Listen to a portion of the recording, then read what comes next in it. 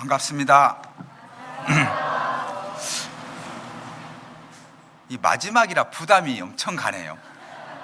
시작했으면 괜찮은데 어찌됐든 마지막까지 끝까지 변함없는 교제를 통해서 유종의 의미를 거뒀으면 좋겠습니다. 같이 기도드리겠습니다.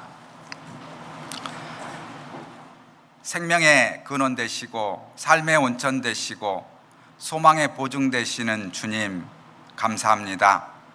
먼저 복음으로 우리를 불러주시고 주님의 몸된 교회 가운데 두셔서 봉사의 직분을 허락해 주심으로 말미암아 하나님을 섬기고 교회를 섬기고 복음과 함께 고난받을 수 있음에 감사드립니다. 또 우리 순천권 교사 선생님들을 한자리에 모이게 해주시고 하나님의 큰 뜻, 은혜를 공유하며 기쁨으로 감사할 수 있음에 더욱더 감사드립니다. 끝까지 붙들어 주셔서 마땅히 필요한 말씀으로 우리를 교훈해 주시고 세상의 어떤 어려움과 고난 가운데서도 말씀과 소망 안에서 굳게 하고 경고케 하고 강하게 할 수 있도록 도와주시옵소서. 말씀의 시종을 하나님께 의지하며 저희를 사랑하시고 죄 가운데 구원해 주신 예수님 이름으로 기도드립니다. 아멘. 에베소서 4장을 보시겠습니다.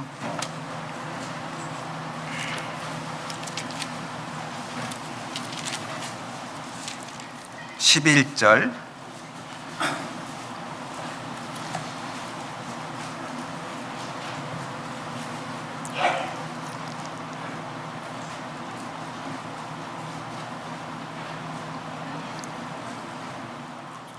에베소서 4장 11절 12절입니다.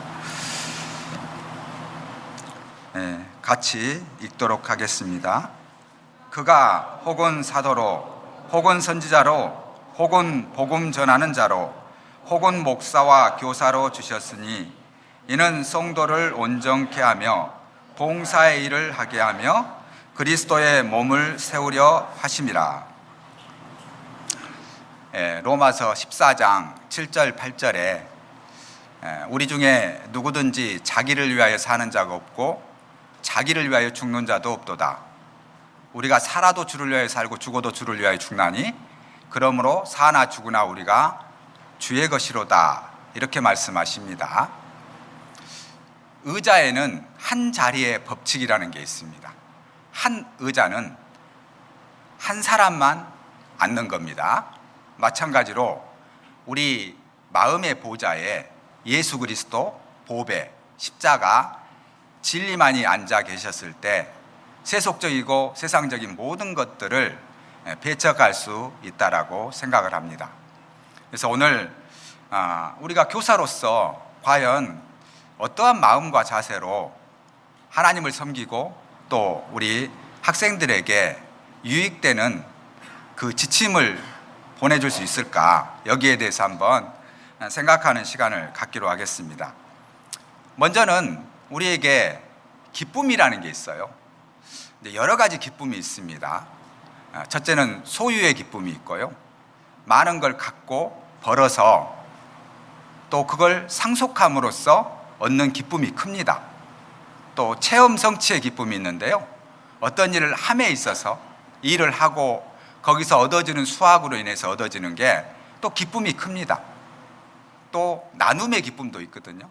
내가 가진 걸 혼자 쓰지 않고 다른 사람한테 나눌 수 있는 것. 근데 이보다도 더 초월적인 가장 근원적인 기쁨이 있어요. 그게 존재의 기쁨이라는 건데요. 하나님 앞에서 내가 누구냐? 하나님 앞에 성도로서 칭함을 받았을 때 그게 바로 가장 크다는 겁니다. 그래서 존재의 기쁨이 있으면은 모든 어려움을 다 극복하고 이겨나갈 수 있는 힘과 원동력이 있습니다. 세상에서는 그 IQ라는 게 있잖아요. 지능지수를 말합니다. 근데 그보다 좀 더 쳐주는 게 EQ예요. 공감지수죠. 그런데 그보다 또 쳐주는 게 LQ라 해서요. 소통지수입니다. 네트워크. 사람들과 잘 어울리는. 근데 이제 AQ라는 게 있어요. 요즘에는 그것은 역경지수, 회복 탄력성, 복원력을 말하는 거거든요. IQ, EQ, LQ 다 좋은데 어려움을 만나면 죽어버려요. 이게 문제라는 거죠. 그래서 그 복원력이 좋으려면은 자기의 존재성을 분명히 알고 있어야 돼요. 그러면요, 어떤 어려움도 다 극복해 나갈 수 있는 힘이 된 겁니다. 그게 바로 존재에 대한 기쁨이거든요. 바위에다가 유리를 던지면 깨져버립니다. 진흙을 던지면 붙어버리고요. 공을 던지면 튀겨요. 그러니까 똑같은 바위인데 똑같은 어려움을 만나는데 어떤 사람은 깨져버려요. 부서져 버려요. 어떤 사람은 들러붙어 가지고요 떨어지들 않아요. 고립을 자초합니다. 근데 어떤 사람은 튀겨나가는 거예요. 넉백국처럼. 마찬가지로 우리 그리스도인은 고난이 있습니다. 그러나 이걸 극복해 나가야 됩니다. 어려움이 있더라도 견뎌나가는 그런 힘이 필요하거든요. 그러려면은 뭐 IQ, EQ, LQ, AQ보다 중요한 것은 GQ입니다. 영성지수죠. 하나님. 그 하나님에 대해서 명확히 안다면은 이 모든 것을 이겨나갈 수가 있다는 겁니다. 자, 이제 우리가 교제를 하고 또 나눔을, 소통을 하고 또 인과관계 속에서 우리가 해야 될 점은 첫째는 성경에 말씀하시는 로고스라고 해서요. 이 말씀, 논리, 이론, 말씀 중심적인 삶, 그 다음에 파토스라고 있는데요. 소통과 공감, 또 에토스는요, 참됨과 진실함입니다.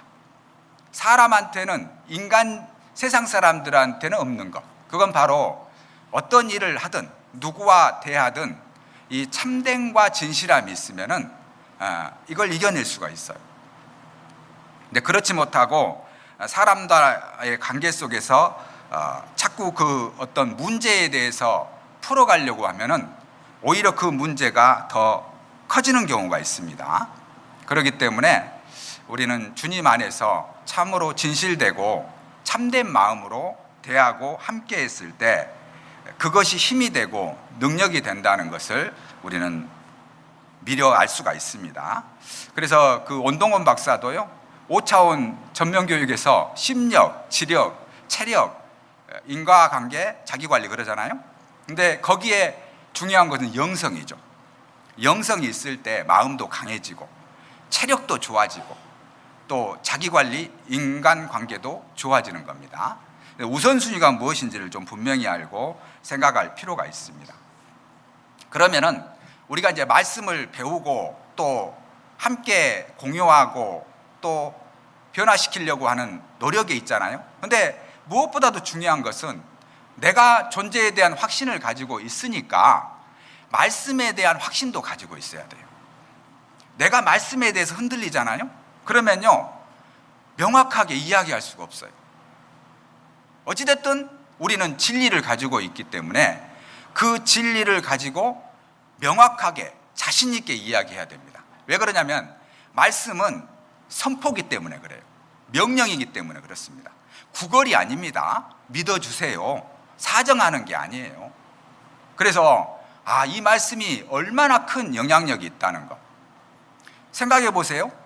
지금이야 우리가 글을 다 압니다. 그런데 중국은 지금도 50%가 문명인이에요. 옛날에는 어땠을까요? 글을 몰라요. 그리고 모세의 오경을 기록했을 때 무슨 글자로 기록했을까요? 그때 히브리어가 없었어요. 페니키아어도 없었어요. 있는 언어라고는 에집트 문자였는데 그것도 상형 문자로서 제레 문자예요. 제사 지낼 때 쓰는 문자뿐이 없어요. 거기는 모음이 없어요, 아예. 그러니까 형상을 그려놓는 거예요. 그래서 소, 태양 이러면 하나님이에요. 그러니까 뭐 글로스 하나님 이게 나온 게 아니거든요. 그러면은 모세가 죽고 수천 년이 지나서야 페니키아가 나오고 페니키아 후에 히브리어가 나오고 히브리어가 나왔을 때도 모음이 없어요. 읽을 수가 없는 거예요. 야훼, 뭐 이걸 표현할 수가 없는 거죠. 그리고 헬라어가 나오면서 모음과 자음이 나오게 되고, 그러므로 인해서 이제 우리가 글로 읽게 된 거거든요. 그럼 그전 사람들은 어떻게 그럼 구원을 받았고 하나님에 대해서 알 수 있을까? 우리가 이 말씀을 어떤 특정 문자다, 글이다, 어이다 이렇게 생각하면은 좀 모순이 될 수도 있어요. 근데 문자는 해석에 따라 다를 수가 있습니다. 근데 이 말씀은 생명인 거고 이 말씀은 진리거든요. 그래서 시편 19편에 하늘이 하나님을 선포하고 궁창이 그 나는 소리를 나타내는도다. 날은 날에게 말하고 밤은 밤에게 지식을 전하니 언어가 없고 들리는 소리도 없으나 그 소리가 온 땅에 통하고 그 말씀이 세계의 끝까지 이르는도다. 이렇게 말씀하셔요. 언어가 없어요. 들리는 소리도 없어요. 소경은 어떻게 믿습니까? 헬렌 켈러는 어떻게 구원받았을까요? 그러니까 이 말씀 자체를 어떤 특정 말이나 언어에 국한시킬 게 아니라 이건 생명이고 진리라는 것, 영원성을 가지고 있다는. 그래서 우리가 이걸 글로 읽을 수 있고 성령 안에서 깨달을 수 있다는 것은 놀라운 기적입니다. 똑같은 문자를 보는데 왜 구원받지 못하고, 그렇게 성경을 많이 읽는데 왜 깨닫지 못할까요? 성령의 역사가 없기 때문에 그렇거든요. 그래서 하나님께서 우리에게 주신 이 소중한 말씀에 대한 확신이 있어야 됩니다. 하나님께서 평강의 하나님이 친히 너희로 온전히 거룩하게 하시고 또 너희 온 영과 혼과 몸이 우리 주 예수 그리스도 강림하실 때 흠없게 보존되기를 원하노라. 데살로니가 5장 23절에 말씀하시잖아요. 근데 이 말씀에 대해서 쭉 말씀하시면서 이 말씀이 어떤 문자나 글이 아닌 내 영혼 몸을 전인격적으로 성장시켜주는 역할을 한다. 그러니까 우리 교사가 배우시지만 생명의 온천이 하나님께 있음을 안다. 구원을 받게 한다. 그리고 전인격적인 삶을 살게 한다. 봉사일을 하게 한다. 이렇게 말씀하시잖아요. 그러니까 전인격적인 삶이라는 게 어떤 영적으로만 강건하고 혼이나 몸은 불완전한 상태가 아닌 이게 균등하게 발전한 상태를 말하거든요. 그걸 가능케 한 게 바로 말씀이라는 겁니다. 그래서 히브리서 4장 12절에도 하나님의 말씀은 살았고 운동력이 있어 좌우의 날선 어떤 검보다도 예리하여 혼과 영과 및 관절과 골수를 찔러 쪼개기까지 하며 또 사람의 마음과 생각을 감찰하시나니. 그러니까 나의 몸, 내 골수, 나의 전인격을 성장시키는 요소가 이 말씀이다. 이 진리다. 이걸 우리가 확신을 가져야 됩니다. 저는요, 목사니까 상담을 하잖아요. 상담을 하고 집회를 하면요, 아무리 말씀을 드려도 이게 들어가질 않아요. 계속 튀깁니다. 그리고 반발심만 가해지고요, 오히려 그걸로 인해서 막 의문만 더 커지기도 하고, 그럼 굉장히 낙담이 될 때가 있어요. 그런데 그게 인간적인 힘으로 되는 건 아니거든요. 그런데 그때마다 저도 이 말씀을 새깁니다.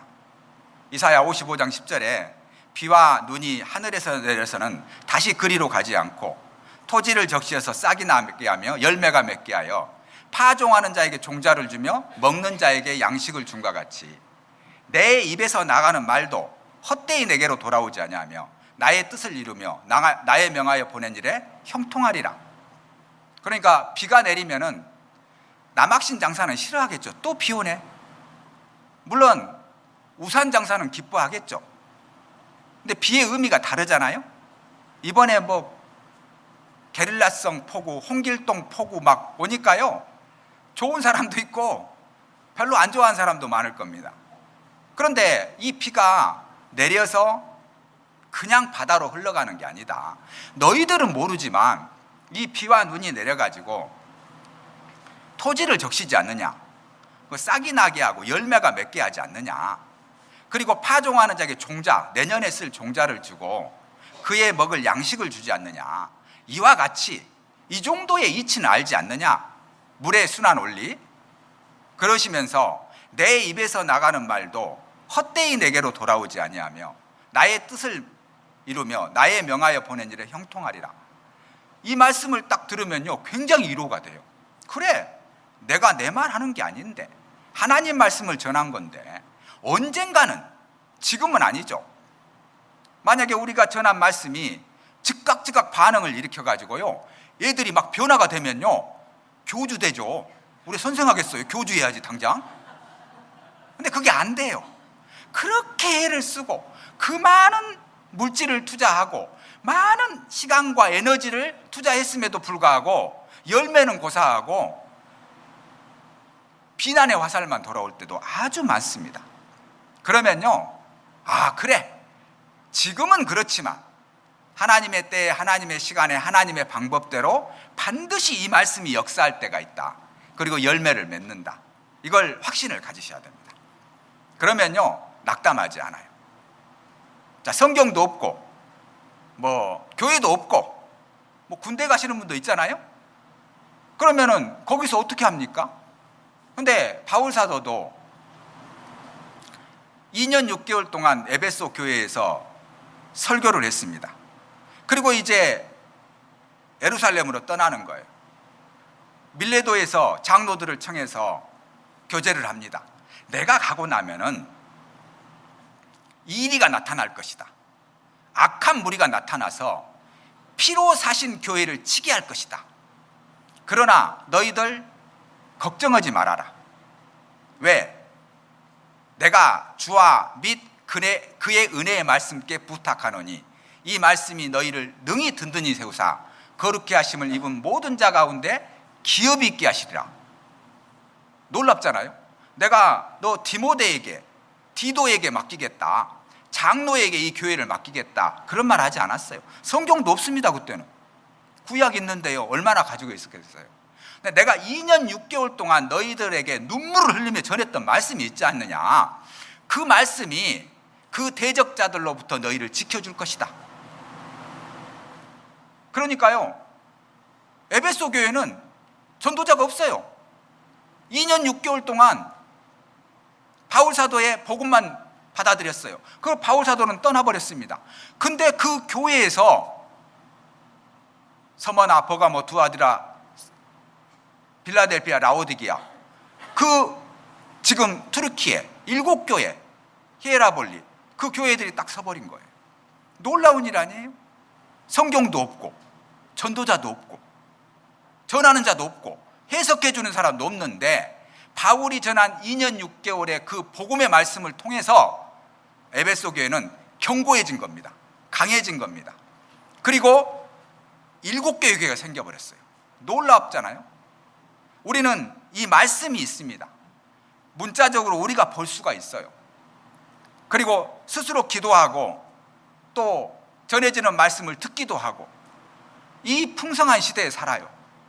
근데 놀라운 것은 졸아요. 졸고 안 변해. 2년 6개월 배운 분도 7개 교회를 세워버렸는데 우리는 수십 년을 배워도 옆집 사람도 전도를 못해요. 이게 어찌 된 겁니까? 이 믿음과 말씀에 대한 확신이 부족하기 때문에 그렇습니다. 자, 우리 시대는요, 시대적인 특징을 좀 살펴보면은 우리 시대는 옛날에는 선포시대였어요. 하나님 말씀이 이렇습니다. 그럼 다 믿었어요. 예 라고. 근데 시간이 지나면서 이성시대가 도래합니다. 그 볼테르, 루소 이런 사람들이 출연하면서 증거 있어요? 이렇게 묻는 거예요. 증거를 보여줬어요. 그러면 이제 믿기도 하고 안 믿기도 하고. 그래, 이성시대가 도래하면서 인간이 할 수 있다. 거인의 어깨에 올라타라. 너의 정체성을 확립하라. 네가 누군지 분명히 알라. 영매와 합의를 하라. 꿈은 이루어진다. 막 그러면서요, 허풍을 집어넣기 시작합니다. 사람들이요, 그 이성의 마비가 되어버렸어요. 시간이 지나면서 이제 지식 정보화 시대가 도래합니다. 근데 지식을 누가 가지고 있느냐? 독점적이에요. 특정 언론사에 잡고 있어요. 그리고 나서 이제 감성 시대. 뭐 그게 논리든 이론이든 진리든 상관없어. 나는 내 감정에 충실할 뿐이야. 뒷감당은 내가 해. 걱정하지 마. 이제 이게 막 감성 시대예요. 그런데 지금은 어떤 시대인지 아세요? 지금은요, 연결 시대, 연결 시대. 블록체인 시대라고 그러잖아요. 모든 게 하나로 연결돼 있어요. 코로나가 우한에서 터졌는데 우리한테 연결이 돼버리잖아요. 모든 게 그래요. 리비아에서 홍수가 났는데 우리하고 연결이 돼요. 몰리브에서 지진이 났는데 우리하고 연결이 되잖아요. 현지인보다 우리가 더 빨리 알아요.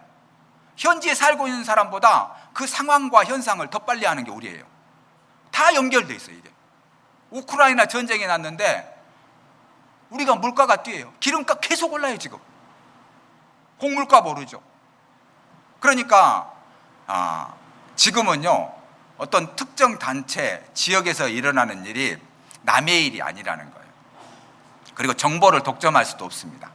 그러니까 옛날에는 스펙을 중요시 여겼잖아요. 내가 누구야? 장관 아들이야? 어느 지역 사람이야? 어느 대학이야? 이렇게 이야기하면 사람들이 와 그랬어요. 근데 지금은 그렇게 이야기하면 꼰대 소리 들어요. 지금은요, 그거 의미 없어요. 지금은요, 나는요 아메리카노를 좋아하고요, 여행을 즐기고요, 최근에 책을 봤는데요, 당신의 아픔이 내 안에 있어, 그걸 사랑이라고 들었어요, 이런 이야기를 막 하는 거예요. 그러면요, 그걸 공감을 해요. 사람들이. 그 책 무슨 책이에요? 어느 아메리카노예요? 뭐 그러면 그 여행은 거기가 어디예요? 이렇게 공감을 하는 거예요. 그러니까 스몰 스토리스라고 하거든요. 자기 이야기, 소소한 이야기들이에요. 그래서 스펙보다 스토리가 중요한 시대입니다. 그래서 여기 좋은 예가 있어요. 예입니다. 어떤 사냥꾼이, 이 사람은 흰 표범을 잡는 것이 꿈이에요. 흰 표범이 있어요, 없어요? 없어요. 근데 흰 표범은 부와 능력의 상징이에요. 흰 표범은 신이 그 사람을 택했다는 하나의 상징입니다. 그러니까 이 사냥꾼은 흰 표범을 잡으려고 그래. 어느 날 흰 표범을 만났습니다. 옳거니 나에게 기회가 왔다. 그리고 방아쇠를 당기려고 하는데 새끼 2마리가 재롱 피우고 있어요. 엄마 옆에서. 그러니까 이 표범이 새끼를 핥으면서 이 사냥꾼을 물끄러미 쳐다보는 거예요. 그럼 사냥꾼이 방아쇠를 당겨야 되는데 안 당겨요. 자기 이야기를 만들어버린 거예요. 그리고 그냥 와요.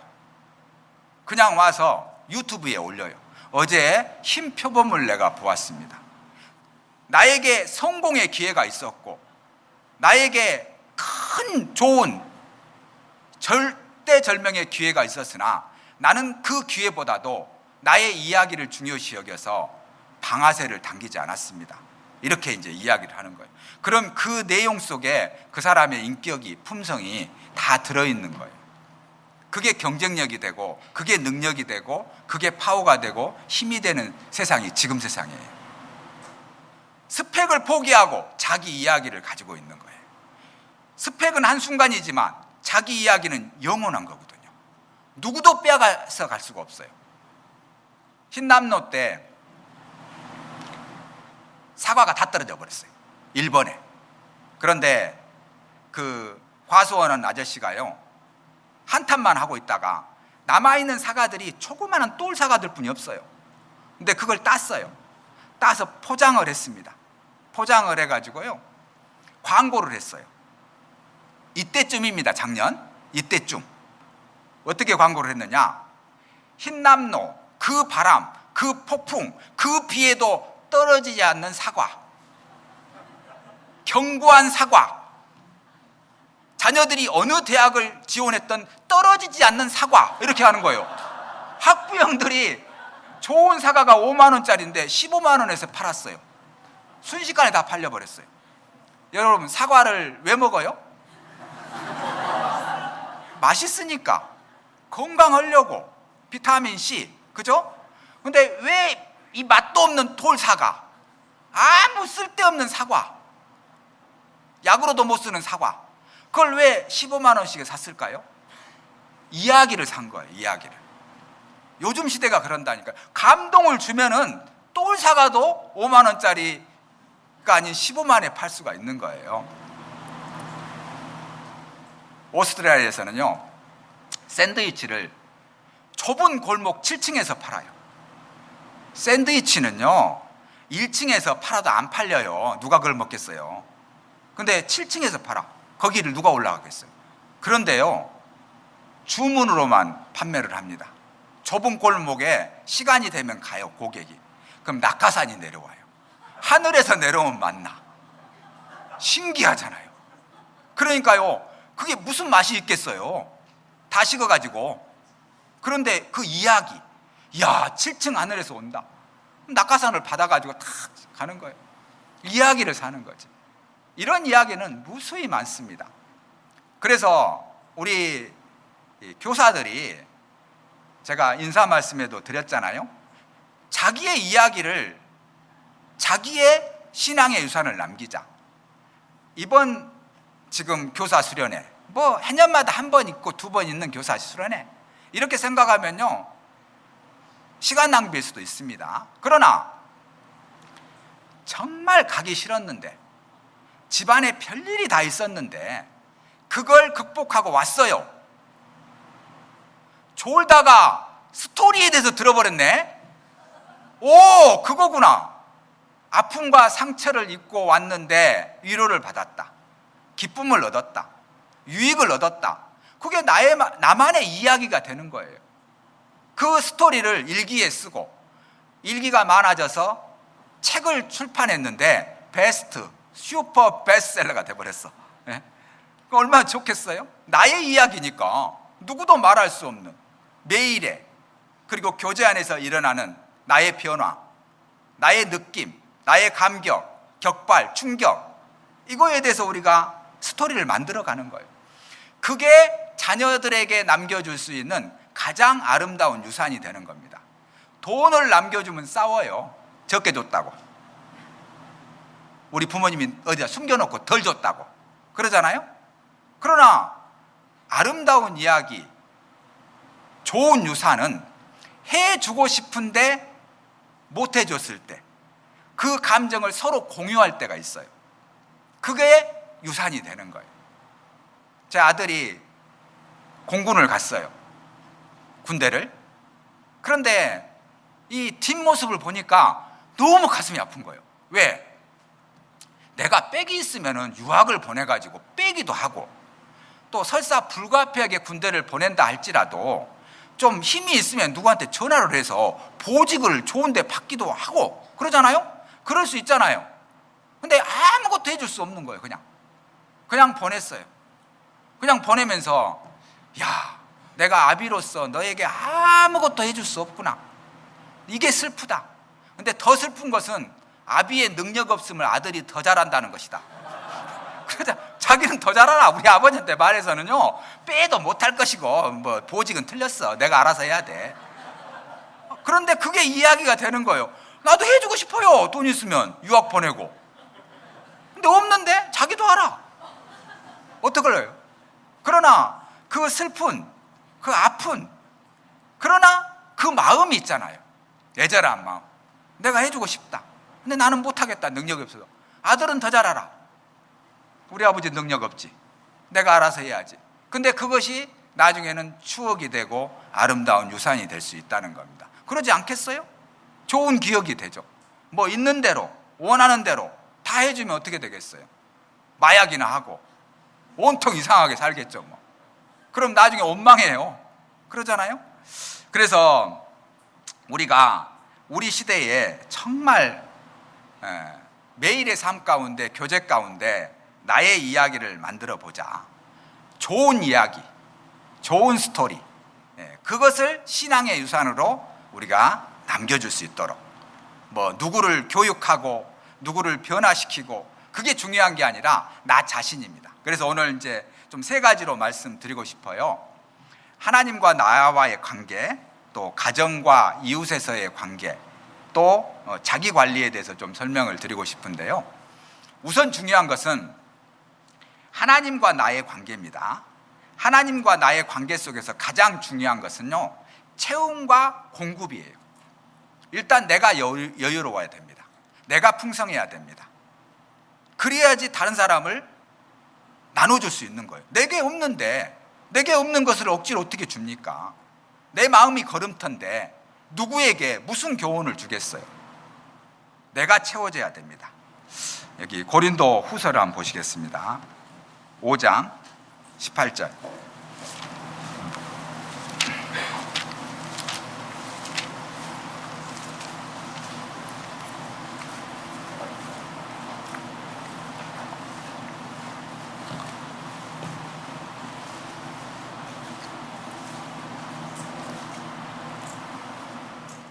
오장 18절부터 20절까지입니다.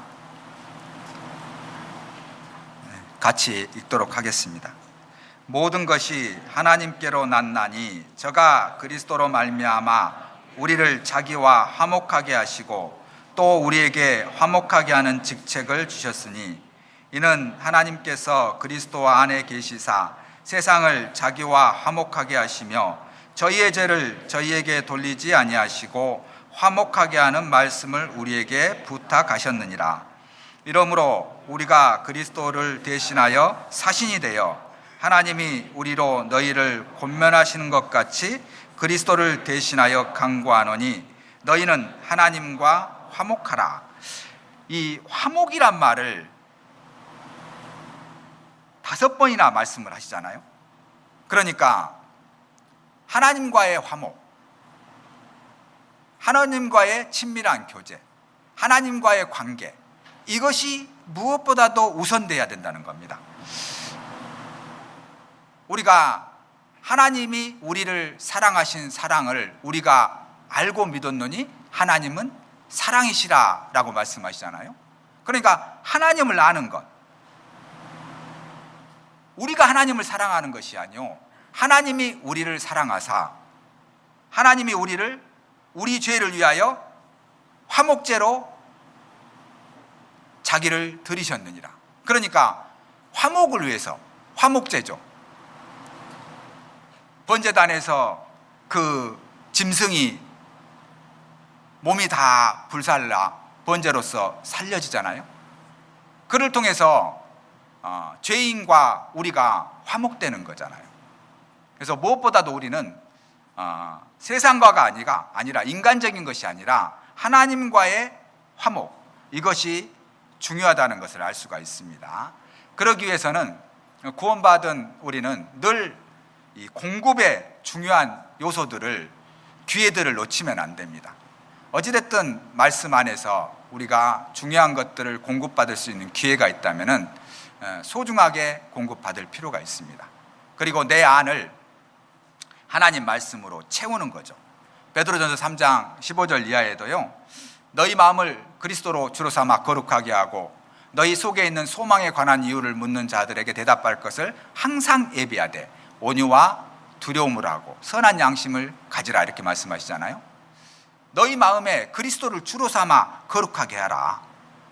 너희 속에 이 마음을 품으라.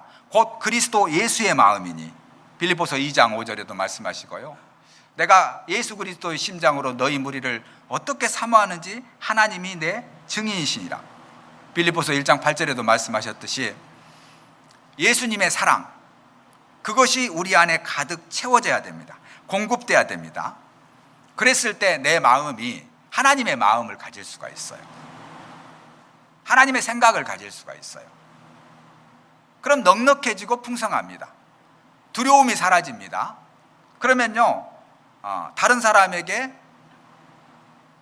내가 가진 그 화평과 기쁨과 감사를 전해줄 수가 있잖아요. 그게 가장 큰 경쟁력이 되는 거예요. 근데 어떤 논리나 이론을 가지고는 사람을 변화시킨다든지 올바른 방향으로 가게 한다는 것은 한계가 있다는 것을 이제 알 수가 있습니다. 그리고 우리가 공급받았던 것이 바르게 적용이 돼야 돼요. 이게 적용이라는 게 굉장히 어려운 겁니다. 그래서 아는 만큼 우리가 알고 있지만 그걸 실천한다는 것은 굉장히 어려워요. 그러나 아무것도 안 하고 있는 것보다는 이게 실천하다가 실패를 하고 상처를 입고 고통을 당함으로 인해서 또 얻어지는 유익들이 아주 큽니다. 그러니까 작은 일이지만 실천을 통해서 완전해진다는 것, 그래서 야고보서 1장 25절에 자유하게 하는 온전한 율법을 들여다보고 있는 자는 듣고 잊어버리는 자가 아니요 실행하는 자니 이 사람이 그 행한 일에 복을 받으리라, 이렇게 말씀하시잖아요. 그리고 요한복음 7장 17절에도 사람이 하나님의 뜻을 행하려 하면 이 말씀이 하나님께로서 왔는지 내가 스스로 말함인지 너희가 알리라. 올바로 분별할 수 있는 것은 작은 일의 실천부터 시작된다는 겁니다. 그랬을 때 분별할 수가 있겠죠. 시편 19편에도요, 하나님 말씀에 대해서 여러 각도로 말씀을 하십니다. 앞면도 있고 배면도 있고 측면도 있고, 여호와의 율법은 완전하여 영혼을 소송케 하고 여호와의 증거는 확실하여 우둔한 자로 지혜롭게 하며 여호와의 계명은 성결하여 아무튼 하고 여호와의 길은 확실하여 금 곧 정금보다 귀하다라고 말씀하시면서 이를 지킴으로 상이 크니라 그러시잖아요. 그러니까 중요한 것은 우리가 알고 있는 것보다 이걸 실천하고 지키는 것, 이것이 굉장히 중요하다는 것을 말씀을 하십니다. 그래서 우리가 어떤 우리의 변화는 한순간 단회적이고 일시적인 것이 아니라 지속적인 반복을 통해서 가능하다. 그리고 하나님의 사랑과 우리의 열망과 우리의 태도가 그만큼 중요하다는 거예요. 홍해바다는 가만히 서서 오늘날 하나님께서 너희를 위하여 행하신 일을 보라 그러시잖아요. 그냥 가만히 있으면 돼요, 구원받을 때는. 그러나 요단강을 건널 때는 법궤가 앞서고 그 제사장들의 발이 요단물에 닿아야 됩니다. 그랬을 때 물이 멈추는 거거든요. 마찬가지로 우리가 은혜로 구원을 받지만 우리의 의지와 책임 있는 응답을 통해서 우리가 변화된다는 것, 이걸 생각을 해야 됩니다.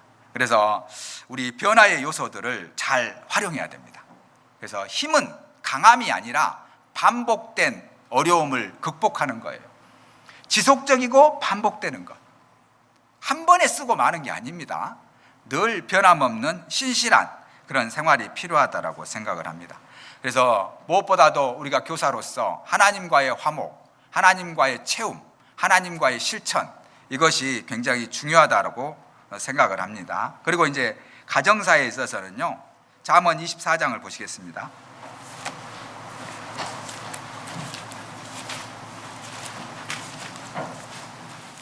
(24장) 3절.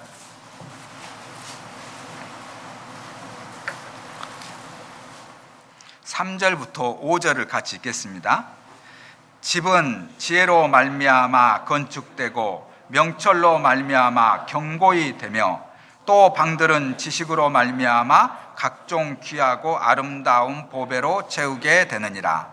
지혜 있는 자는 강하고 지식 있는 자는 힘을 더하나니 너는 모략으로 싸우라. 승리는 모사가 많음에 있느니라. 여기까지 읽어야 되겠네요. 집이라는 것은 사람이 거하는 건물, 장소잖아요. 집은 지혜로 말미암아 건축된다. 또 명철로 말미암아 견고히 되며, 또 방들, 이게 사람이라면 마음을 말하는 거죠. 나의 전 육체가 하나님 말씀으로 강건해져야 된다는 겁니다. 집도 마찬가지죠. 부부관계도 마찬가지고요. 하나님 안에서 정말 잘 갖고 나가야 돼요.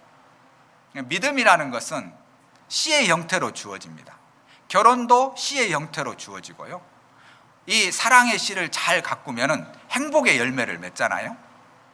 우리가 믿음의 씨를 잘 가꾸면 생명의 열매를 맺습니다. 그래서 어떤 고뇌와 아픔을 품고 있는 신사가 길거리를 가는데 무엇이든 다 팝니다. 다 판다.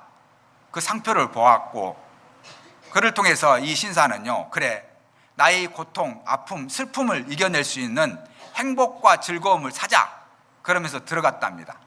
그러면 사장님, 나에게 행복을 주세요, 기쁨을 주세요, 평강을 주세요.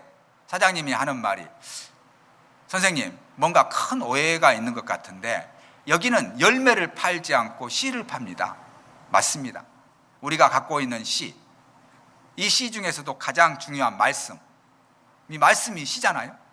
너희가 거듭난 것이 썩어질 씨로 된 것이 아니요 썩지 아니할 씨로 된 것이니 하나님의 살아있고 항상 있는 말씀으로 되었느니라. 그러므로 모든 육체는 풀과 같고 그 모든 영광은 풀의 꽃과 같으니 풀은 마르고 꽃은 떨어지되 오직 주의 말씀은 세세토록 있도다 했으니 너에게 전한 복음이 곧 이 말씀이니라. 씨죠, 씨. 우리가 씨를 통해서 우리가 거듭난 경험을 합니다. 이걸 잘 갖고 나가야 됩니다. 그래서 이게 뿌리의 법칙이라는 게 있거든요.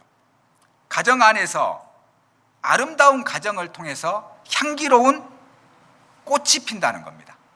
열매는 그 뿌리에서 나오잖아요. 근본적인 게. 그래서 우리는 가정 안에서 인정받고 사랑받아야 돼요. 또 내가 인정해주고 사랑해야 됩니다. 그게 굉장히 중요합니다.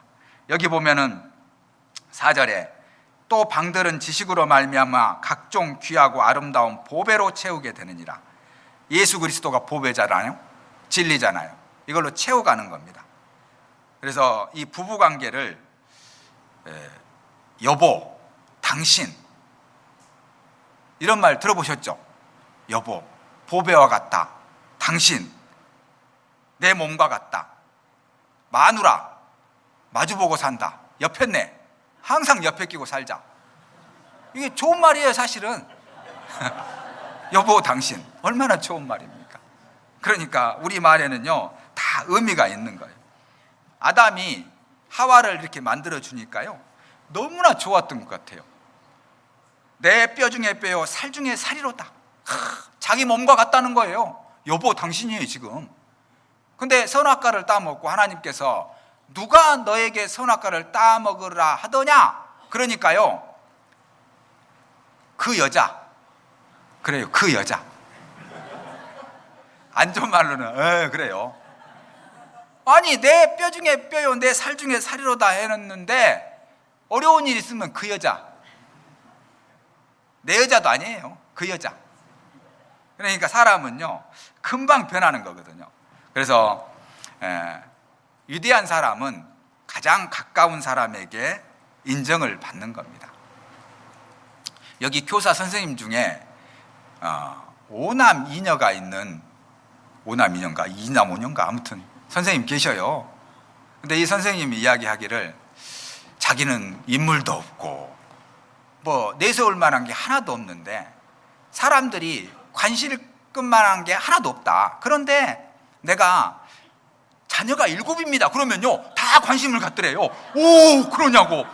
훌륭하다고, 외국자라고. 막 그러면서 나의 최대 경쟁력, 나의 무기, 이건 내 자식들이다. 그러시더라고. 그 간증을 들으면서요, 제가 고민을 많이 했어요. 나는 뭐냐? 내가 세상 사람들에게, 누구에게나, 나 이렇습니다. 뭐 사회적 지위, 환경, 배경을 떠나서. 그러면은 그분들이 눈을 번쩍 뜨면서, 오, 그러시냐고. 할 게 뭐가 있을까? 없더라고요. 너무 안타까웠습니다. 근데 한 가지 생각하는 것은, 제가 이제 결혼한 지 한 23년인데, 한 번도 싸우진 않았어요. 레이저도 안 쐈어요. 그래서 보세요, 이렇게 반응이 있잖아. 세상 사람들한테 써먹어도 되겠더라고요. 나 지금 23년 살았어도 한 번도 싸우지도 않고 레이저 쏜 적 없다. 그랬으면 됐지 않느냐?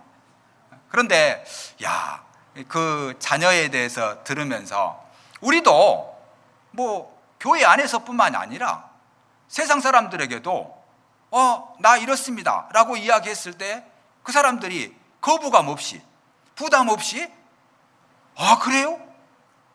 어떻게 그렇게 하시죠? 이렇게 좀 관심 갖게 할 수 있는 말이 없을까요? 나 죽음이 두렵잖아요.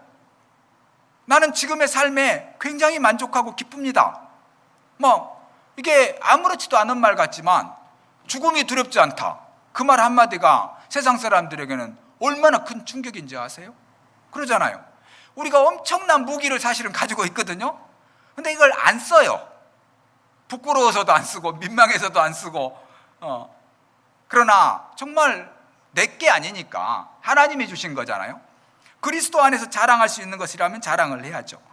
그래서 정말 우리가 뭐 위대한 일, 아주 훌륭한 일을 할 게 아니라, 높은 산을 정복할 게 아니라 가정, 이 산을 정복해야 돼요. 안정되게 꾸려갈 필요가 있습니다. 그리고 이제 로마서 12장을 한번 보시겠습니다.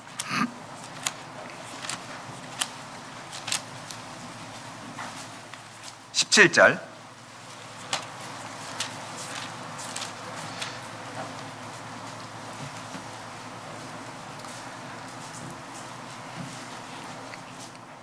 (17절) (18절) 같이 읽겠습니다.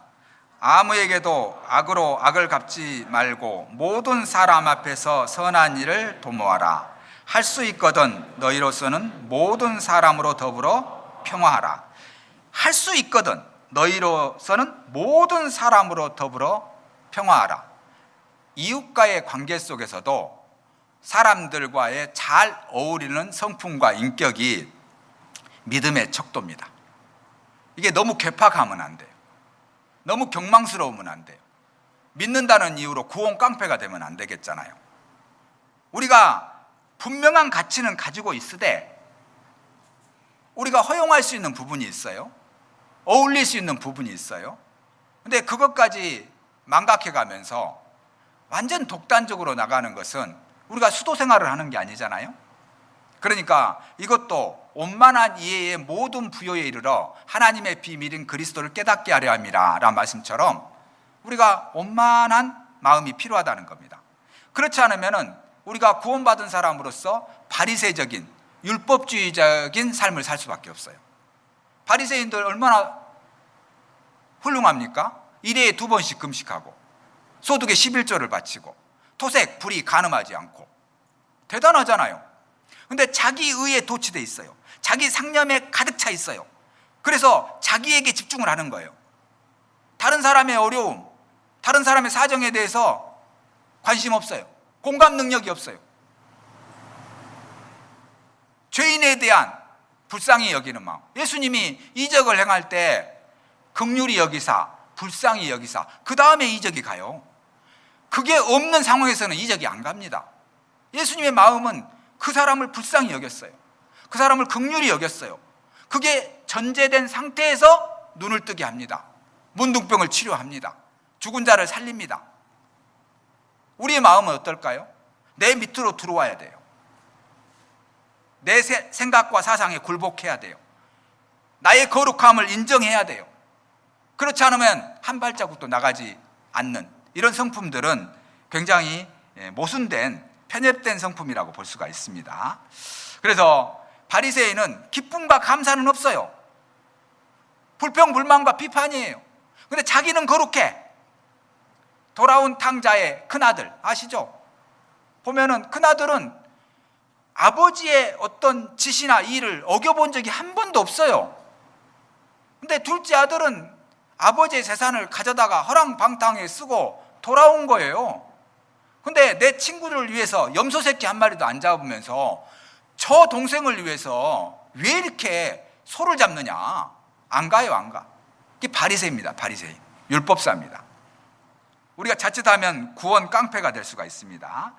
우리가 정말 어울리되 동화되지 않아야 돼요.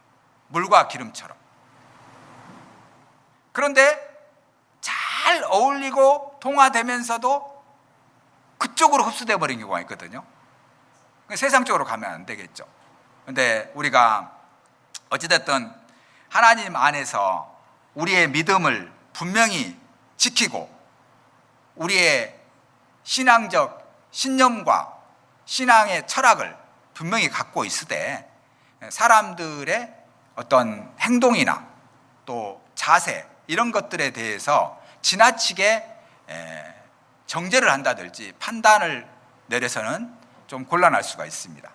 그리고 어떤 사건과 사실에 대해서 비난을 해야지 그 사람에 대해서 비난을 하면 안 되거든요. 어떤 일이 있으면 그 사건, 잘못된 것에 대해만 이야기하면 돼요. 그거 바람직하지 않다. 비본질적이고 잘못된 것이고 불합리한 것이고 문제가 커진 것이고 많은 악을 도모할 수가 있는 사실이다. 이건 맞잖아요. 그런데 그걸로 인해서 그 사람의 인격이나 자존심까지 건든다는 것은 바람직하지가 않죠. 그래서 이런 것들을 잘 우리가 생각을 해서 지혜롭게 할 필요가 있습니다. 그리고 이게 사람은 혼자 있을 때는 단독자로 있을 때는 굉장히 소양과 인격이 대단한 거예요. 남에게 해대고 남에게 무리가 되고 남이 거부감을 느낄 수 있는 행동은 안 해요. 절대. 왜? 자기 인격에 손상이 있거든요. 근데 이게 집단이 되고 무리가 됐을 때는요, 엄청난 악을 행한다는 걸 아셔야 돼요. 집단과 무리가. 가늠하다 잡힌 여인이 왔어요. 사람들이 다 돌을 들고 있어요. 그 돌을 들고 있는 사람들 중에 애들은 없었을까요? 애들도 있어요. 근데 어른이 제재하지 않아요. 이 집단이라는 게 굉장히 무서운 거예요.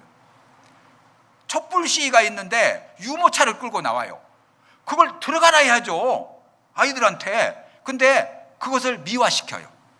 민주화, 나라를 위한 일이라고 생각하는 거죠. 태극기 집회를 하는데 유모차를 끌고 나와. 똑같은 겁니다. 애들이 거기 나오면 안 돼요. 빨리 들어가시라고. 임산부는 들어가시라고. 오히려 그래야 되는데요, 이게 나라와 국가를 위한 일이라고 오히려 동조를 해요. 간음 중에 잡혔습니다. 율법에는 돌로 치라 했습니다. 예수님 어찌하시겠습니까? 물론 시험입니다. 그러면 어른들만 돌을 들고 있냐? 애들도 들고 있어요. 지금 여차하면 던져버리려고. 근데 어른들도요, 내버려 둬요. 잘한 일이라고 그래요. 그러니까 예수님이 어떻게 말씀하셨어요? 네 이름이 무엇이냐? 네 이름을 걸고 던져라 그랬거든요. 그러니까 돌을 다 놓고 가잖아요. 자기 이름을 걸고는 못 던져요. 나 김종섭 그러면서 너 죽어 던질 수는 없잖아요. 그러나 집단 속에 들어가면 내 이름이 숨겨져요. 그리고 엄청난 악을 행할 수가 있습니다. 그러니까 거룩한 집단이 아닌 어떤 우리 그리스도인이 특정한 계모임, 뭔모임 이런 것들요 다 탈퇴하시고 거기에 마음 둘 필요가 없습니다, 사실은. 그래서 정말 선하고 아름다운 교제에는 불필요한 것들이거든요. 그래서 좋은 거라고 하지만 아무튼 사람은 무서워지는 거예요, 집단 속에서는. 그래서 우리가 죄는 미워하되 죄인은 사랑하란 말씀처럼 동의서에서 먼 것 같이 우리 죄가를 우리에게서 멀리 옮기셨으면 그러잖아요. 동과 서가 맞닿을 수 없듯이 우리와 우리 죄가를 분리해서 보는 겁니다. 그래서 우리는 어떤 세상에 있어서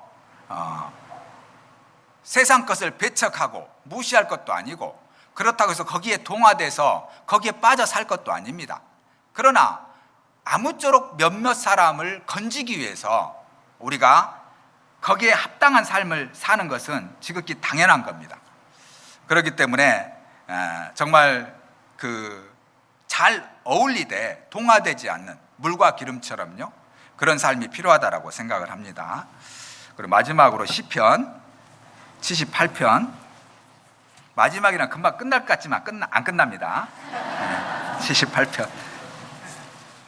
제가 시간을 오버한 적이 없어요. 지금까지 설교를 하면서 빨리 끝낸 적도 없습니다. 그런데 오늘은 빨리 끝낼 테니까 걱정하지 마십시오. 별로 할 말도 없네요. 78장 70절.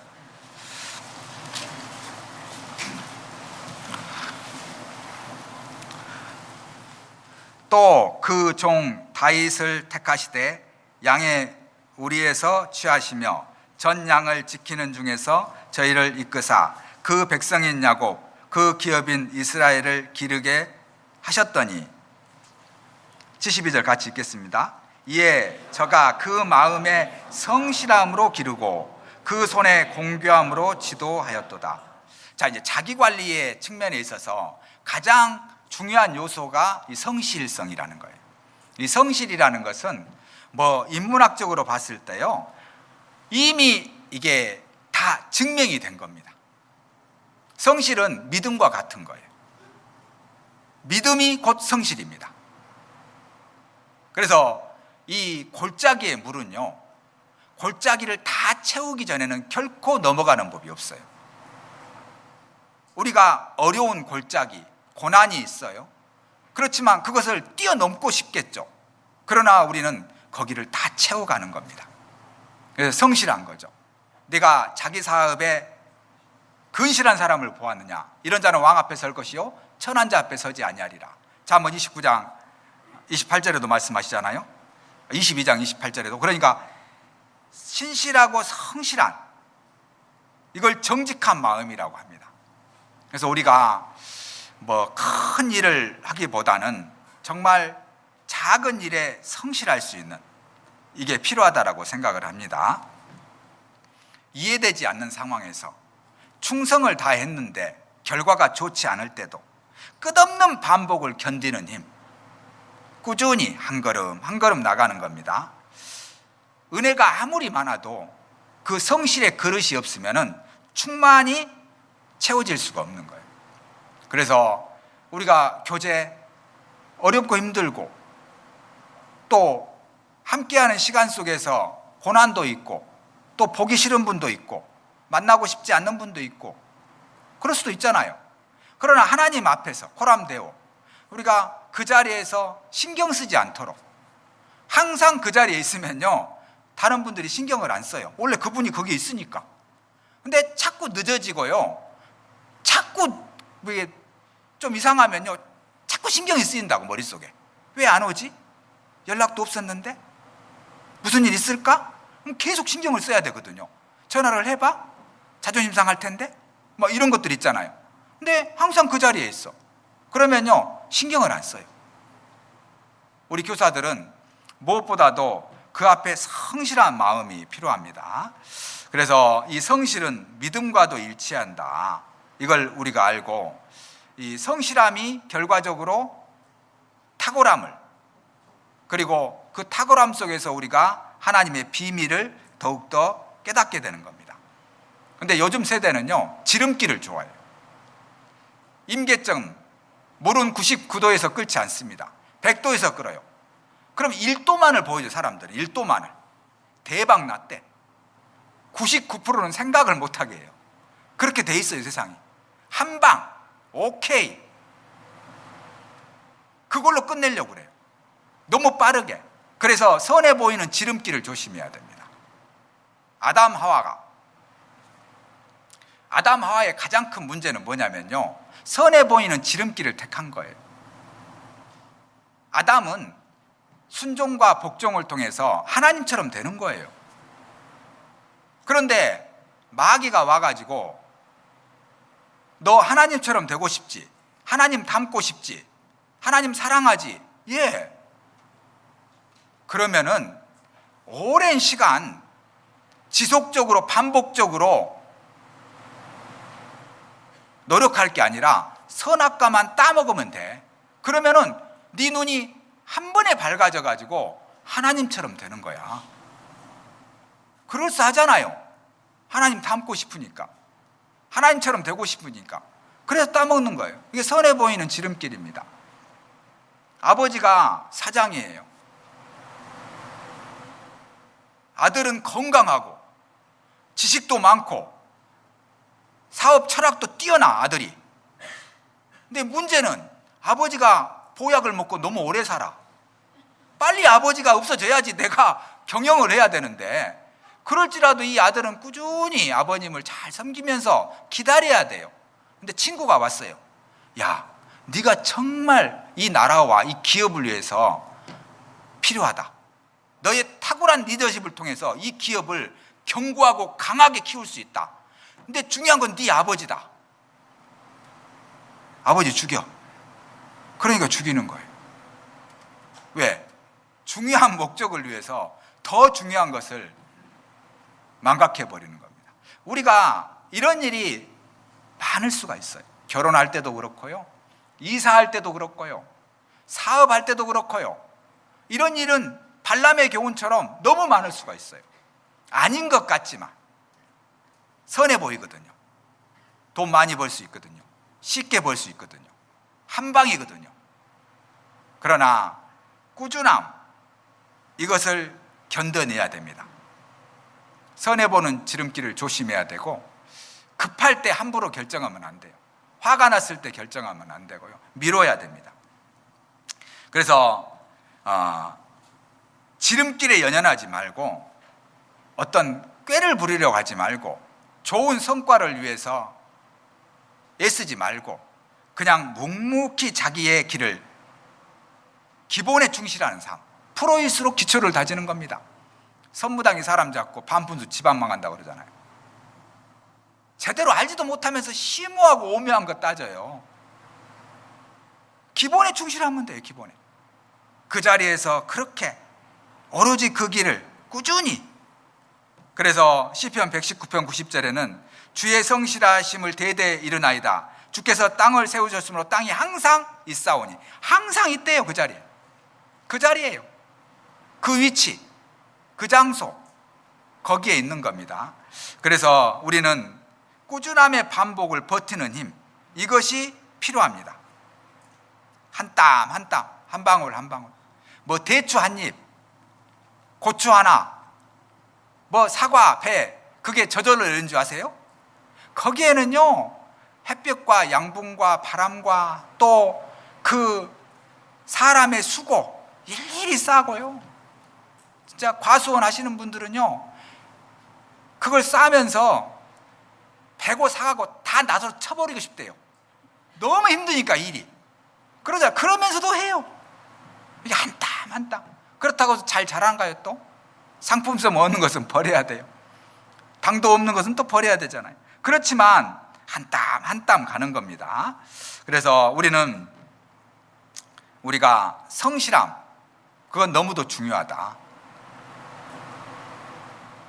롯은 모함 여자였지만 그 모퉁이에서 버려진 이삭을 주었어요. 그게 모퉁이의 은혜거든요. 뭐 큰 은혜가 아니에요. 떨어진 것의 은혜. 그 떨어진 것의 은혜와 모퉁이 은혜, 흘림의 은혜를 감사함으로 받았을 때 다윗의 혈통이 돼버린 거예요. 메시아 어머니가 돼버린 거예요. 처음부터 뭐 좋은 자리, 위대한 자리 그렇게 가는 게 아닙니다. 여기 다윗도 마찬가지잖아요. 막내 아들로서 아무 관심도 받지 못했지만 꾸준하게 양치는 일을 아버지가 부르지도 않았어요. 기름 부음으로 바로 오는데 엘리압 부르고 삼마 부르고 다 큰아들부터 불렀는데 막내는 없어요. 관심 바뀌죠. 그런데도 그 자리에서 꾸준하게, 모세도 미디안에서 40년을 이드로의 양을 쳤지만 자기 양이 한 마리도 없었어요. 40년 동안. 독립하고 싶었겠잖아요. 근데 마지막 떨기나무에서 하나님의 부르심을 받을 때 이드로의 양을 치고 있었거든요. 독립 안 했어요. 야곱은 끝까지 독립해가지고 오잖아요. 몰고 꾀불해가지고. 근데 모세는 독립 안 해요. 40년 동안 그냥 이드로의 양을 치고 있는데 떨기나무 아래서 하나님의 부르심을 받고 이스라엘 인도하는 겁니다. 꾸준하게 변함없이 하나님을 섬겼던, 그래서 이 성실 자체가 은혜를 만나야지 큰 힘으로 작용할 수가 있는 겁니다. 물론 세상 사람들, 성실한 사람들 많아요. 죽도록 일하는 사람도 많고요. 세상 사람들 보세요. 얼마나 부지런한지요. 근데 그것은 근본이 없는 거잖아요. 그냥 돈을 위해서, 자기의 어떤 가치 향상을 위해서, 자기 가족을 위해서, 그걸 뿐입니다. 근데 우리는 하나님을 위한 거잖아요. 그래서 중요한 것은 하나님 중심적인 성실함, 은혜죠. 그게 은혜 안에서의 성실함이 가장 중요합니다. 그래서 그 성실함은 하나님의 기름 부음이 있어야 됩니다. 그랬을 때 큰 은혜가 있고 우리에게 좋은 열매로 맺어진다는 것을 생각을 해야 됩니다. 가나안 정탐꾼들 있죠. 각 지파대로 한 명씩을 보냈어요. 사실 거기를 도는 데는요 20일이면 돼. 넉넉히 돌 수가 있는 곳이거든요. 근데 이 정탐꾼들이 40일을 돌았어요. 20일만 돌면 되는데 굳이 40일을. 그리고 이성적으로, 논리적으로, 과학적으로 아주 온칙과 확신을 가지고 이야기해요. 이야, 거기 정말 풍성한 땅이더라. 비옥한 땅이더라. 젖과 꿀이 흐르는 땅이더라. 그런데 거기는 안악자손이 있더라. 철병거가 있더라. 우리를 보니까 메뚜기더라. 우리는 메뚜기. 우리 다 죽는다. 아주 과학적으로, 이성적으로 이야기해요. 20일만 돌면 되는 것을 40일 돌면서 고생을 했어요. 그리고 내놓은 그 합리적인 이성, 과학적인 지성이 믿음 없는 말이에요. 여호수아와 갈렙만 야 저들은 우리 밥이다 그러잖아요. 그래서 그 40일을 1년으로 계산해서 하루를 1년으로 계산해서 40년을 돌려버렸잖아요. 이게 괜한 수고를 한 거예요. 20일만 돌면 되지 뭐하러 40일을 돌아가지고 40년을 고생하냐고. 그러니까 세상 사람들은 굳이 20일만 해야 될 일을 40일을 해요. 얼마나 열심히 하는지 모릅니다. 그리고 병 들어서 그 병 고치는데 돈을 다 써요 나중에. 근데 우리는 주님 안에서 복음 안에서 사는 거잖아요. 그러니까 우리는 가장 가치 있는 것, 가장 소중한 일을 한다는 것을 생각을 해야 됩니다. 그래서 어떤 면에 있어서 시간면, 장소면, 또 헌금면에 있어서도 좀 성실하게 하셔요. 어떤 분은 1년치 미리 헌금해버리고 1년 동안 안 한 분도 계시고 1년 동안 안 하다가 마지막에 하신 분도 계시는데 그건 연봉이죠. 11조가 아니라. 하나님께 연봉 주라겠어요? 매달 해야 돼요. 매달 꼬박꼬박 성실하게 좀 빼먹지 말고. 만나가요 한 달치 내리고 안 내렸나요?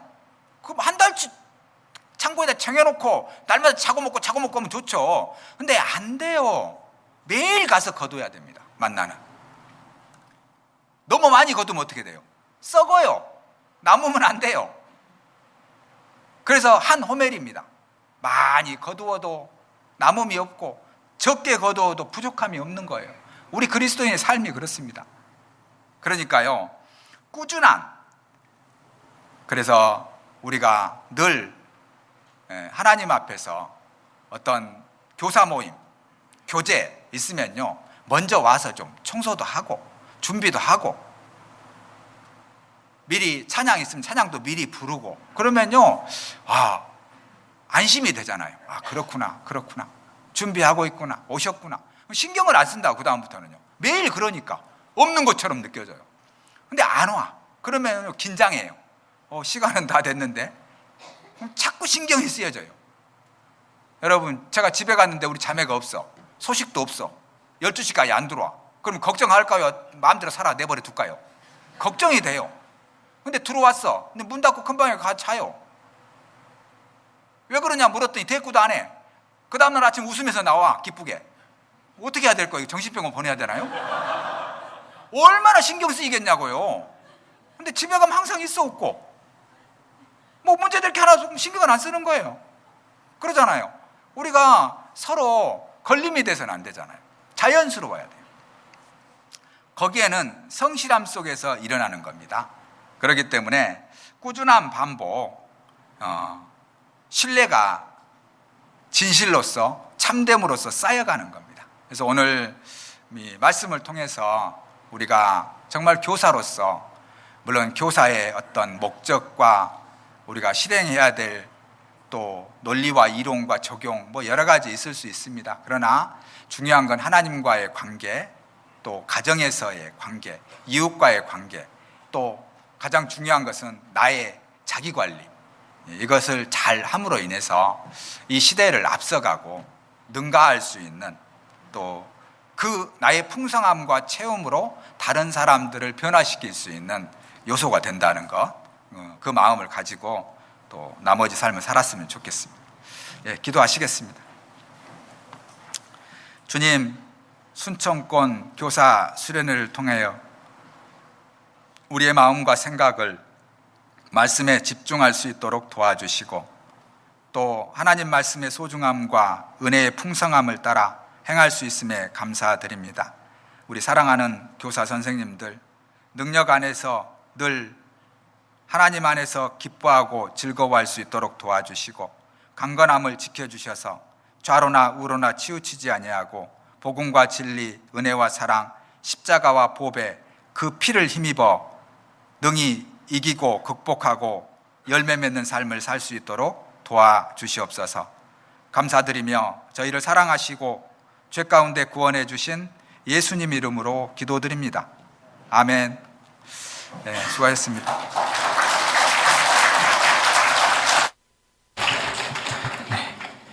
현 시간 20시 13분입니다. 순천권 교사수련회